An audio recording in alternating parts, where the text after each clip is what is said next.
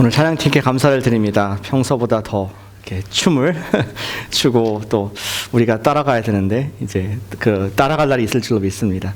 또 우리 찬양팀 반주자를 제가 모시게 되는데 우리 박일경 성도님 잠깐 일어나시고 우리 박수로 환영하겠습니다. 잠깐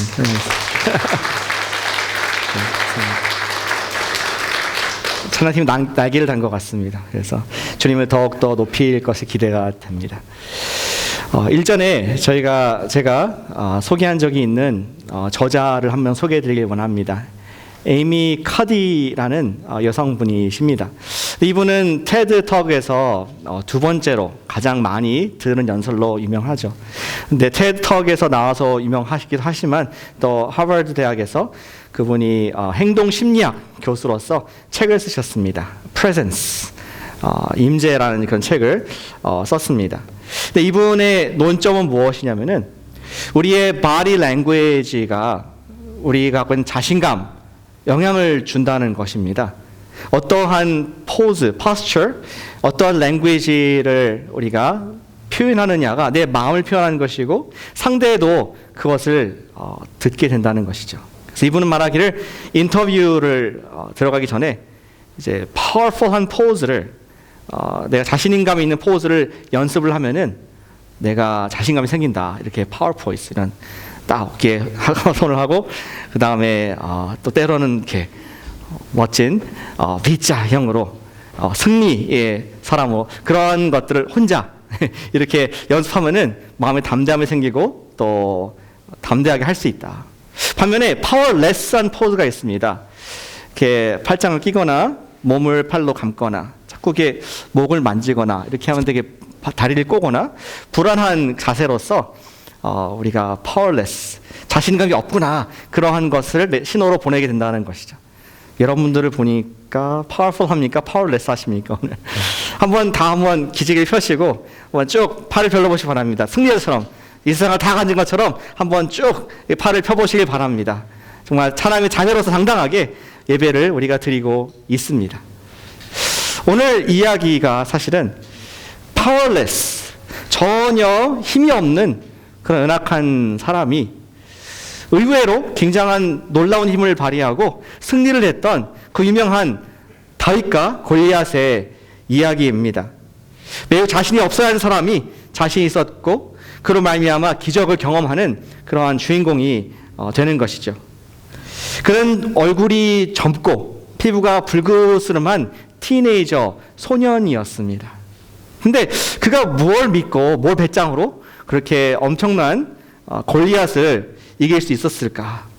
어쩌면은 이분이 우리 다윗이 21세기에 책을 쓸 A.B. 커디의 원리를 좀 알아서 골리앗 앞에 폼을 잡고 내가 이래봬도 하면서 이렇게 힘을 주면서 승리를 할 수 있었을까? 사실은 우리의 우리의 몸 동작도 마음에 반영이 되지만 진심으로 자신감을 주는 근원은 우리 마음인 줄 믿습니다. 우리 마음으로부터 어떠한 자세를 우리 다윗이 취했기에 그가 역사적으로 우리 거인의 대명사인 골리앗 그를 이길 수가 있었을까? 우리 여러분도 성경에 나온 이 원리를 좀 배울 수 있다면은 우리 앞에 있는 그런 골리앗들을 그 앞에 떨지 않고 승리하게 될 줄로 믿습니다.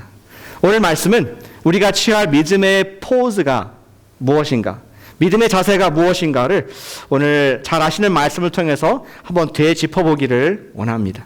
오늘 본문은 애써서 힘을 들여서 골리앗이 어떠한 사람이었는가를 묘사를 해주고 있습니다. 그의 몸을 묘사를 해주고 있습니다. 저가 읽지 않은 그런 우리 구절에서 앞에 17장 전반부에서 골리앗 소개할 때 그는 6규빗 한 뼘이 되는 그러한 사람이었다. 이것을 우리 오늘 환산해 보니까 9피트 9인치짜리의 거인이었다라고 합니다. 그것을 우리 미터로 바꾸면 3미터 되는 것이죠. 수영장 깊은 곳이 3미터 되는데 그 정도의 키가 큰 농구선수보다 클 수 있는 그러한 키가 굉장히 큰 사람이었습니다. 근데 이 사람의 디스크립션, 잡은 무엇이었느냐? 싸움을 도두는 자라는 표현을 쓰고 있습니다. 잘 느낌이 오십니까? 싸움을 도두는 사람이다. 영어로 하면은 챔피언이라고 되어 있습니다. 무엇이냐면은 싸움을 자꾸 거는 사람이에요. 두 진영이 싸워서 전쟁을 하도록 격려하고 자꾸 싸움을 만드는 트러블메이커하는 그런 챔피언으로 그의 잡을 묘사하고 있습니다. 두 진영 사이에서 욕을 하면서 사람들로 하여금 흥분하게 만들고 전쟁을 하게 만드는 그 주인공이 골리앗 챔피언이었던 것입니다. 오늘날에 이런 챔피언이 누가 있을까 생각을 좀 해봤습니다. 갱단이 서로 이렇게 싸우는 그러한 모습일 수도 있습니다. 하지만 그것보다는 현대에 좀 많이 이렇게 드러난 챔피언으로서는 어쩌면 올림픽 선수 같다 생각이 들었습니다. 금메달 선수. 한 나라를 대표해서 챔피언 나와서 박싱을 하거나 수영을 하거나 1등하는 그러한 사람.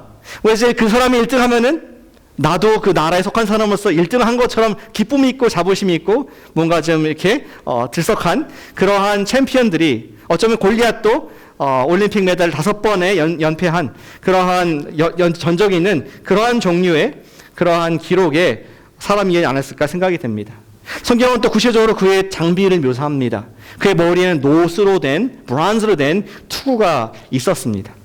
또 그의 몸에는 전신을 다 감쌀 그러한 비늘로 된 갑옷이 그가 착용했다고 하고 있습니다. 그리고 무게가 나와 있죠. 5,000세겔이라고 기록되어 있습니다.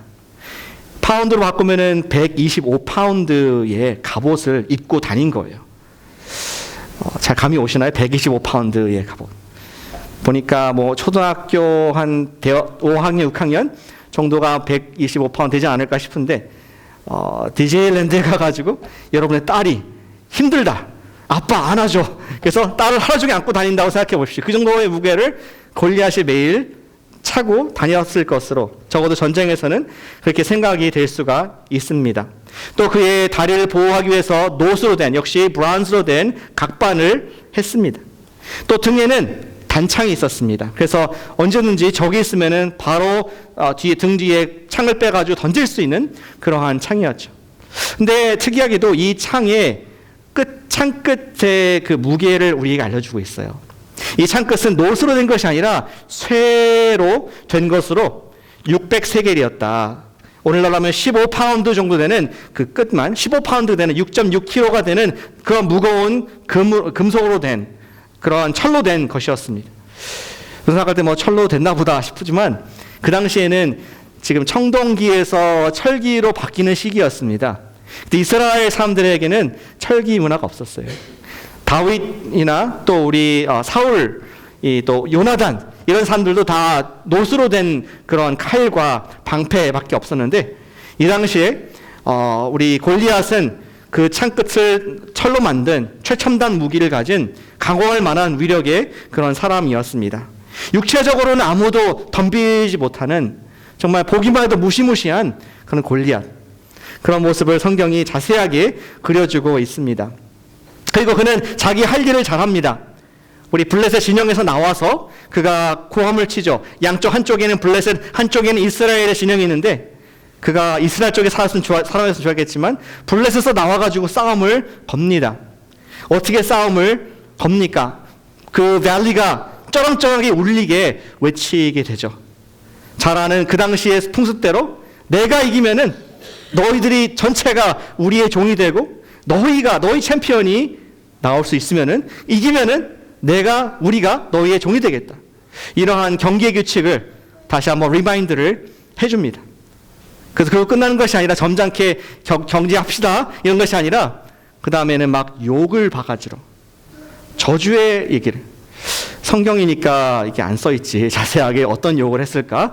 근데 성경이 아주 점잖게 표현을 하고 있습니다. 10절에 보니까 이렇게 되어 있습니다. 이스라엘의 군대를 모욕하였으니 영어로는 I defy the rank of Israel.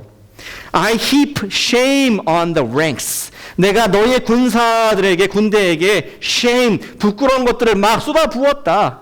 굉장히 성경이 점잖게 욕을 막 바가지 했다는 것을 이렇게 하고 그걸 말미암아 그들로 싸움을 불러일으키는 챔피언의 역할을 지금 골리앗이 하고 있습니다. 여러분들은 욕을 먹은 적 있습니까? 바가지로. 있습니까? 어떤 기분이 드시는지 모르겠습니다. 어쩌면은 학창시절에 지금 욕 먹으면 안 되겠죠. 지금 어른이신데 근데 예전에 제가 우리 하이웨이에서 운전을 하는데 제 뒤에 오토바이가 있더라고요. 막 저를 이제 피해 가려고 막 그렇게 뒤에서 바짝 따라오고 있는데 제 옆 차선에 또 차가 큰 트럭이 있었습니다. 그래서 이 오토바이가 지나가질 못하는 겁니다. 그러다가 도로가 좀 이렇게 넓어져서 결국 오토바이가 저를 앞질러 갔습니다. 근데 이 까만 헬멧을 쓴 오토바이 그 남자겠죠? 설마? 남자가 이렇게 주먹을 딱 쥐더니 갑자기 손가락을 팍 하나 올리는 겁니다. 어느 손가락이었습니까? 이건 아니었습니다. 팍 올리면서 갑자기 기분이 막 뭔가 올라오면서 저도 모르게 이 브레이크를 밟던 발이 엑셀레이터 쪽으로 발이 옮겨가면서 모르게 따라가는 그런 저의 순간적인 반응을 보게 되었습니다. 이러면 안 되지. 목사인데, 크리스천인데 하면서 겨우 What would Jesus do? 예수님 이때 어떠셨을까 하면서 기도한 마음으로 그 상황을 정리를 했었습니다. 근데 뭔가 욕을 하고 뭔가 자극을 받으면은 반응을 하게 됩니다. 우리 이스라엘도 반응을 하게 됩니다. 어떻게 반응했습니까? 24절에 보니까 이스라엘 모든 사람이 그 사람을 보고 심히 두려워하여 그 앞에 도망하매. 이스라엘은 몸을 움츠렸습니다. Powerless pose. 너무 무서워. 저 사람들 담당할 수 없어. 그 얘기해도 나는 더욱더 움츠려드는 이스라엘 모습을, 그런 반응을 보이게 됩니다. 그런데 또 다른 반응을 보인 사람이 있죠.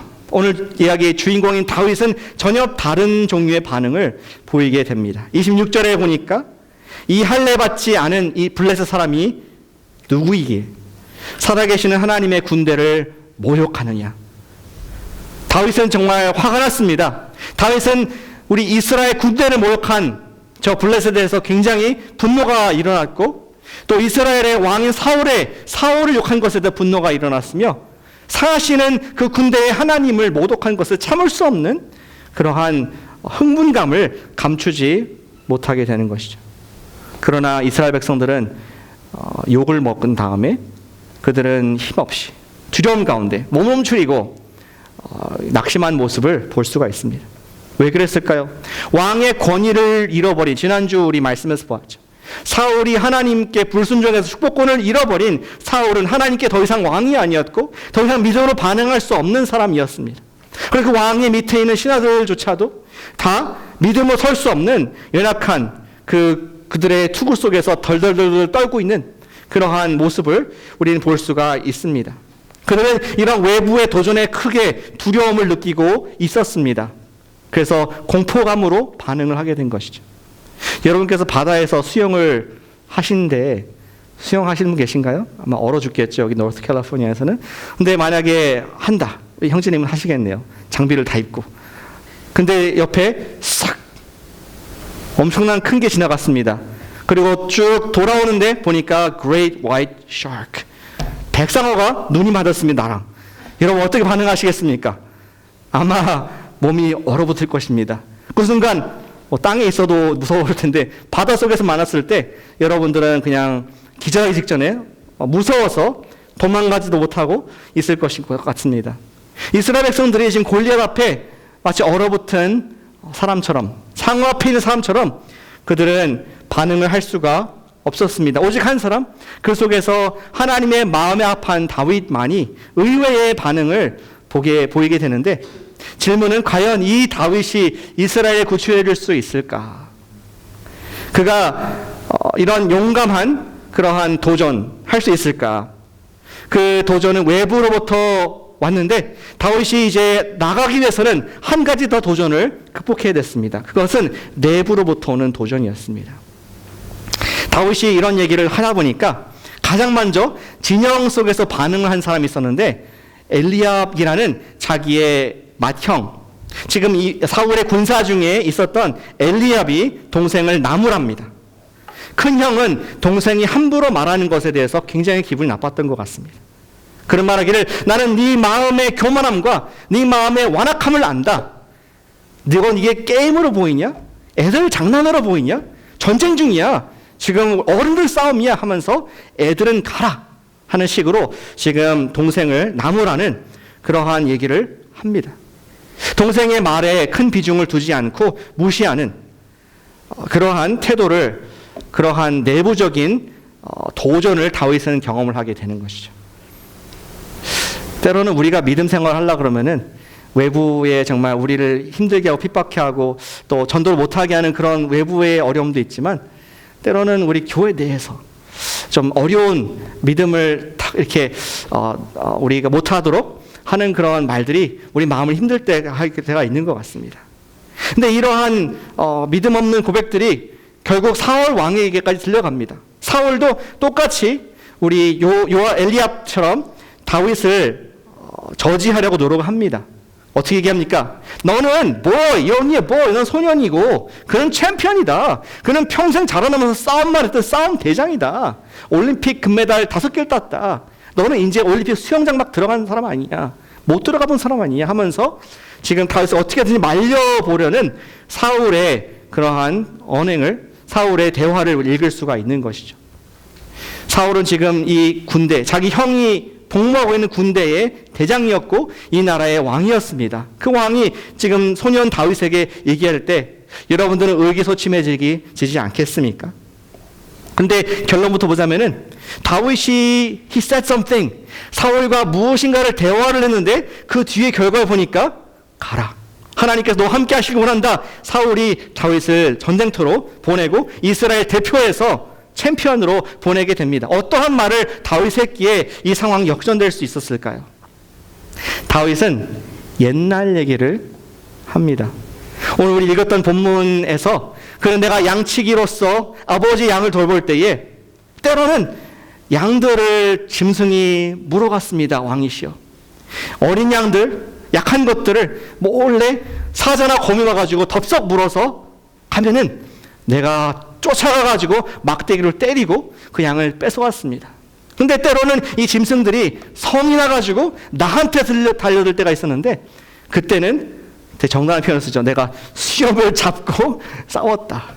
그의 발톱과 우리 사자의 발톱과 곰의 발톱을 내가 하나님의 구원하심으로, 하나님의 건져주심으로 이길 수가 있었습니다. 하물며 이 구원받지 못한, 이 거룩하지 못한 블레셋 사람을 우리 대적하고 있는데 하나님께서 나에게 승리를 주실 줄로 믿습니다. 이러한 대단한 고백을 다윗이 하게 되는 것이죠.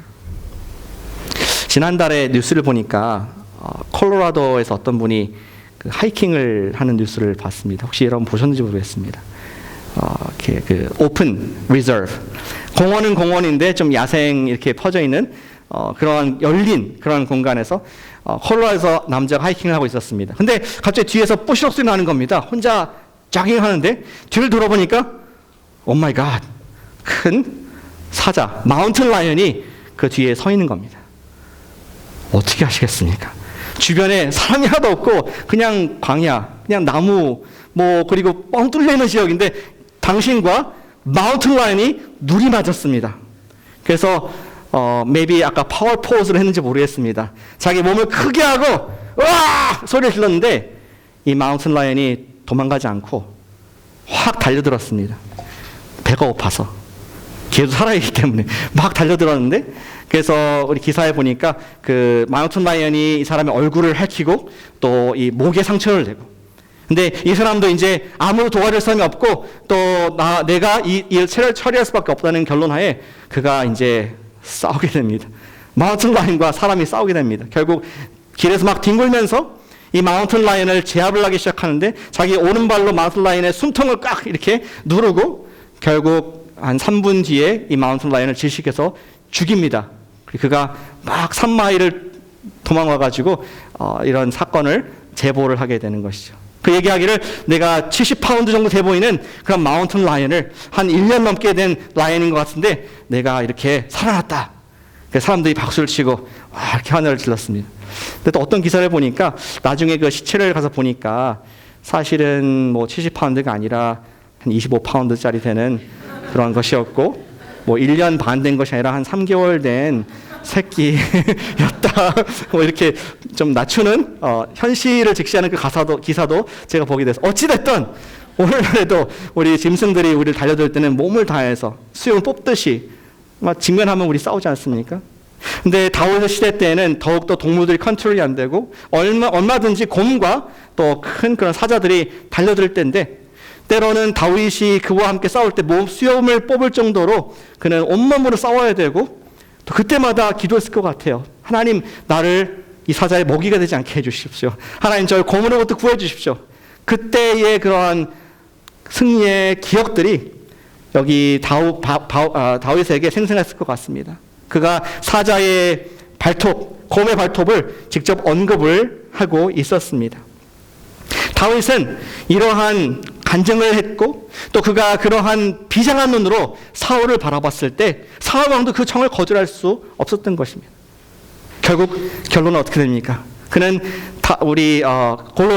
골리앗에게 나아갑니다. 다윗이 처음에는 사울이 제공한 갑옷과 칼을 잡았지만 it doesn't fit. 자기가 훈련한 것이 아니기 때문에 놓고 갑니다. 아시다시피 시내에 가서 동글한 돌들 5개를 자기의 목자의 파켓에 제구에 넣고 한 손에는 슬링샷, 우리 물매를 가지고 골리앗께 나갑니다. 둘이 좀 말을 주고받죠. 아니, 이런 애송이를, 이런 붉은 어여쁜 아이를 나한테 보내느냐 하면서 너는 짐승의 밥이다, 이런 욕을 하고, 또 다윗도 너가 짐승 밥이다, 이렇게 욕을 한 다음 enough talk, let's fight. 이제는 전투를 합니다. 우리 골리앗은 아까 무거운 갑옷을 입고 천천히 다윗에게 접근하는데 그 뒤에는 액션 영화 같이 다윗의 모든 액션들은 바로 연달아서 쭉쭉 일어납니다.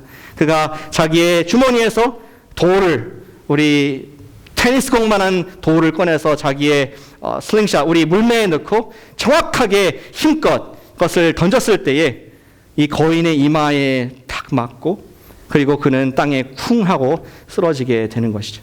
영어의 이 편을 보니까 그가 이마에 맞았다, 튕겨나갔다 이런 표현이 아니라 이렇게 영어로 되어 있더라고요. The stone sank into his forehead. 맞고 그냥 기절한 것이 아니라 그의 이마를 부러뜨리고 이마의 뼈를 부서뜨리고 sink into, 거기에 깊이 들어가서 치명타를 맞춘 것을, 바로 그 자리에서 즉사한 것을 성경을 기록을 하고 있습니다.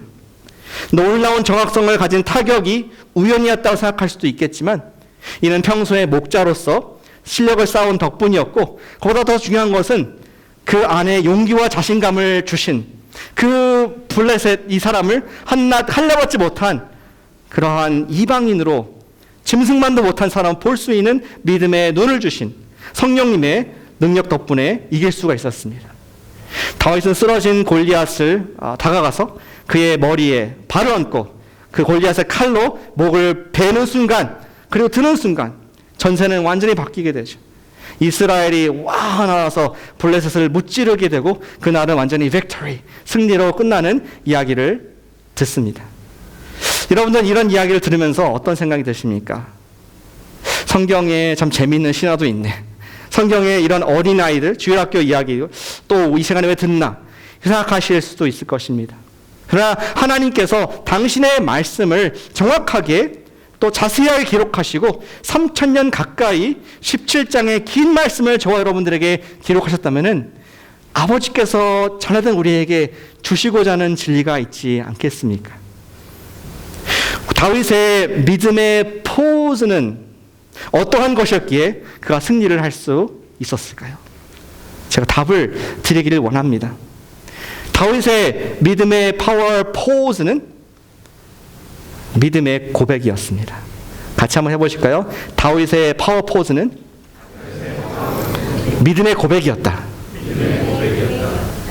다윗은 그 거인을 봤을 때에 하나님께서 예전에 무너뜨리게 하신 짐승으로 볼 수 있는 믿음의 눈이 있었습니다. 어떻게 그런 눈이 있을 수 있을까? 어떻게 정말 상황을 그대로 보지 않고 믿음으로 볼 수 있을까? 우리 다윗은 그가 사자와 곰의 발톱에서 위협스러웠을 때마다 하나님께서 어떻게 그를 구원해 주실 생생한 그런 간증을 가지고 있었습니다. 그런 과거의 간증, 왕이시여 내가 전에 이랬었는데 하나님께서 이렇게 하셨습니다 라는 간증을 사울 앞에 할 때에 그는 그것을 근거로 내가 이 사람도 똑같을 것입니다, 하나님께서 반드시 이 사람을 무너뜨리게 하실 줄로 믿습니다라는 믿음의 고백을 우리 다윗이 감히 할 수 있었던 것입니다. 믿음의 간증, 믿음의 고백이라 하면은 구체적인 삶의 사건을 통해서 하나님께서 이렇게 기적적으로 간섭을 하셨고 어떻게 또 믿음을 갖게 되었는지를 내가 나누는 그런 시간을 우리가 간증이라고, 고백이라고 얘기를 합니다. 이러한 고백을 할 때, 간증할 때 반드시 우리는 예수 그리스도의 복음을 그 속에서 얘기를 할 수 필요가 있습니다. 비록 우리가 어떻게 예수님을 통하여서 구원을 경험했는지를 나누어야 하겠지만 그 가운데 예수님의 십자가와 죽으심과 그의 부활하심의 사건이 포함되어야 할 것입니다. 다윗은 예수님을 몰랐습니다. 그는 베스트, 그가 구원하심을 기록한 방법이 나를 사자와 곰으로부터 구원하셨습니다. 그렇게 했지만 우리는 예수님을 통해서 온전한 구원을 이뤘기 때문에 하나님의 이야기, 여러분들의 이야기를 할 때에는 하나님께서 이런 상황 가운데 나 이렇게 구원해 주시고 예수님께서 영원한 용서와 영원한 나의 주가 되십니다. 이러한 고백과 간증을 하는 것이 믿음의 고백입니다. 이러한 주님과의 경험들이 우리가 믿음으로 거인을 맞설 수 있는 그러한 힘을, 근거를 준다는 것이죠. 지난주에 제가 우리 르완다에서 온 형제와 성역 공부를 했습니다. 근데 그가 이제 저와 함께 우리 목적이 이끄는 삶을 같이 공부하고 있습니다. 릭 워럴 목사님이 쓰신 책이죠. 3,400만 권이 팔린 책입니다. 그 정도 책이면 여러분들 읽어보셨겠죠? 3,400만 권, 베스트셀러, 성경 다음으로 많이 팔린 책이라고 들었습니다. 근데 이 책을 공부한다고 자기의 사촌 동생한테 르완다 전화를 했습니다. 사촌 동생이 말하기를, 그 책을 공부하냐고. 사실은 그 책은 우리 엄마가, 돌아가신 엄마가 베스트로 좋아했던 책이었다. 우리 형제가 깜짝 놀랐습니다. 왜냐면은 자기의 이모, 이 사촌 동생의 어머니는 자기를 낳아준 엄마는 아니지만 키워준, 잘 사랑하는, 그리고 무슬림이었던 그런 사람인데, 우리 이모가 목적 이끄는 삶을 베스트로 좋아하고 그것을 읽었다면은 혹시 내 이모가 하늘나라에 있는 것이 아닌가, 예수님을 알고 그도 믿음을 가진 것이 아닌가, 그러한 것을 알게 하신 하나님께 대한 감사를, 그런 감격을 고백하는데, 와, 얼마나 제가 감사하든지. 그러면서 더욱더 열심히 이것 공부해서 엄마에게도 복음을 전하리라. 무슬림이지만 그러한 믿음의 결단을 하는 모습 속에서 참 큰 은혜를 받게 됩니다.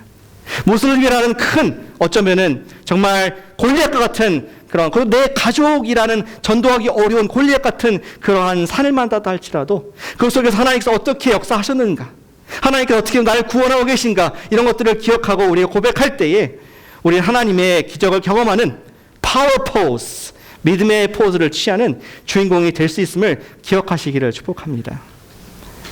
우리 다윗은 기억했습니다. 여호와께서 나를 사자의 발톱과 곰의 발톱에서 건지셨은즉 나를 이 블레셋 사람의 손에서도 건져내리시이다.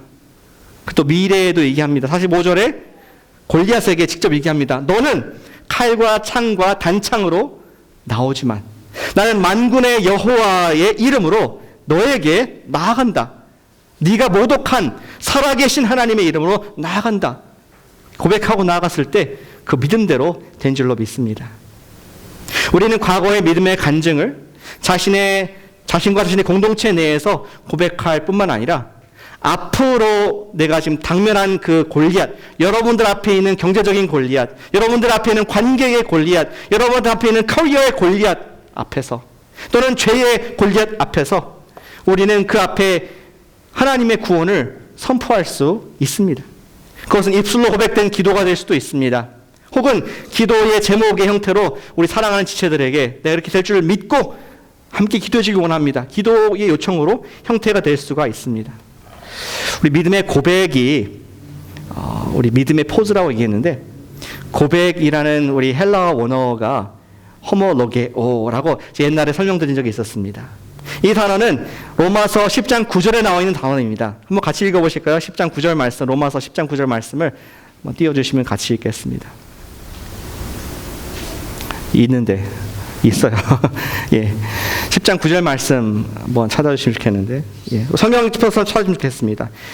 우리 암송하는 분들도 있고, 로마서 10장 9절 말씀 같이 한번 우리 한 목소리로 찾으신 대로 읽겠습니다. 또 암송하시겠습니다. 시작. 내가 만일 내 입으로 예수를 주로 시인하며 또 또 하나님께서 그를 죽은 자 가운데서 살리신 것을 내 마음에 믿으면 구원을 받으리라. 한 번 더. 내가 만일 내 입으로 예수를 주로 시인하며 또 하나님께서 그를 죽은 자 가운데서 살리신 것을 내 마음에 믿으면 구원을 받으리라. 여기 키워드는 시인, 호모로게오. 호모는 같다, 로게오는 말하다, 같은 것을 말하는, 그것이 고백입니다. 뭐와 같은 말을 합니까? 성경에 예수님이 누구신가에 대한 같은 고백을 하는 것입니다.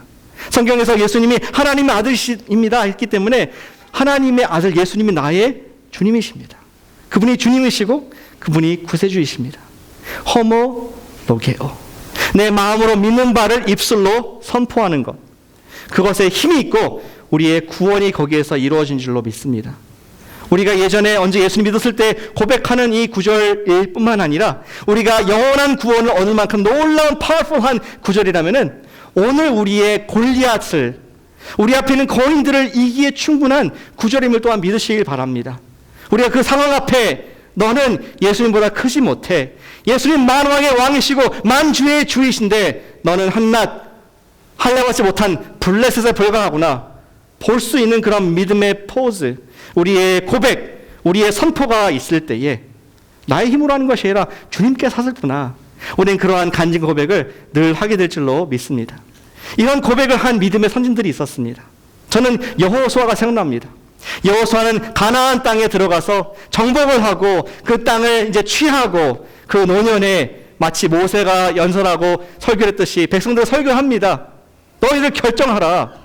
이 땅에 있는 우리 정복한 이 정복을 당한 이 거짓 신들을 섬기거나 아니면은 하늘을 창조하신 유일한 여호와를 섬겨라.